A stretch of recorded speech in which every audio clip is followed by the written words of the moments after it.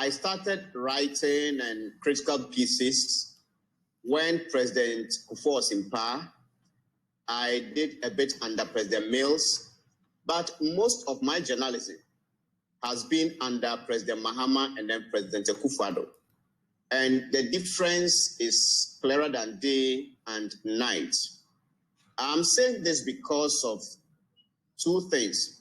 Not only have we seen increased attacks, but we are looking at the severity and also the actors involved. It was very common to threaten somebody and one would take it lightly. But if your colleague, investigative journalist, is put on television and threatened openly, and later that person is killed, you are going to treat threats seriously and differently. Also, we are beginning to see state actors that are getting involved. The national security. And we know the national security in Ghana is like an extension of the government or the governing party. So we saw what the national security did to the modern Ghana journalist. Till date, we have not been told the offense these journalists committed, apart from we knowing that they had published something unpalatable about the national security minister at the time. We know what happened to Caleb Kuda. We also know what the police started doing with the law of publishing false news, which President Akufo-Addo in 2011 condemned the government when the police arrested somebody for publication of false news. The person accused Rawlings of burning his own house. The president now did not take it lightly. And what has happened in some of those instances are very close to the presidency. I mean, Manasseh Thompson of his ASEPA accused or alleged that the president's family used the presidential jet to do shopping. The military denied, he apologized and retracted, but he was still arrested. We also know that Kwabena Bubiya-Ansah also accused the first lady of something, and he was also arrested. So we are seeing something close to the presidency or the government.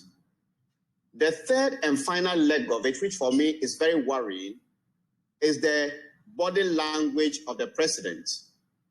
Last year, for instance, if you read the information minister's press statement, they mentioned other countries that also did poorly when compared to their previous ranking. And they mentioned the Netherlands. A journalist, an investigative journalist covering drug issues, was murdered in the Netherlands.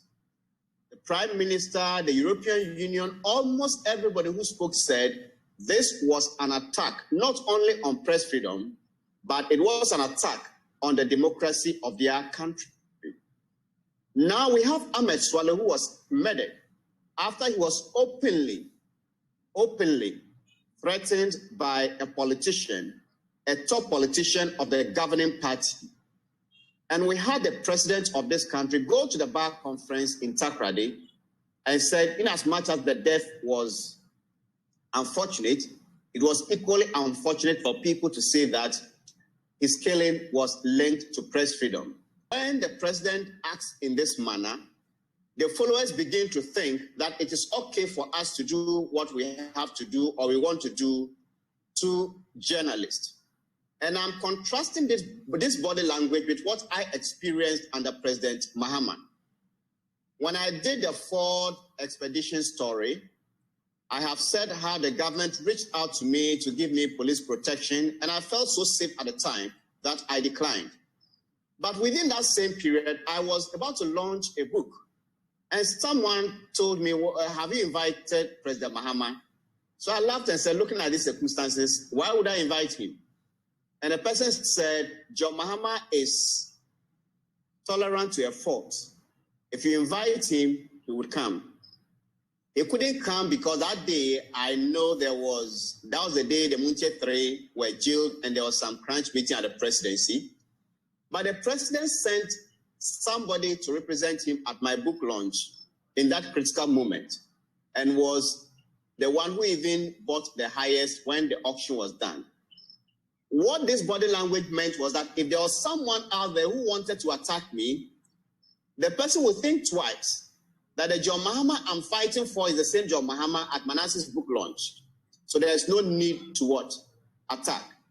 And so when I talk about the body language, I do not think that the current president we have has treated these comments so seriously. These attacks, they always almost try to defend and try to justify and try to make it appear as though there was no problem and only some journalists and civil society groups were making